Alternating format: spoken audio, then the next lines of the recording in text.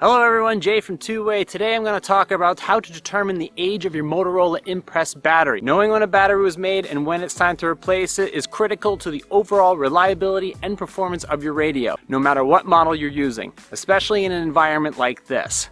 Today I have two common battery examples, one from Motorola's Apex line of mission critical radios and one from the XPR commercial lineup. If you take a look at the labels on these batteries, you will notice a 4-digit code. On the Apex battery, we see it here, and on the PC battery, we see it here. In this example, the PC battery shows a date code of 1907.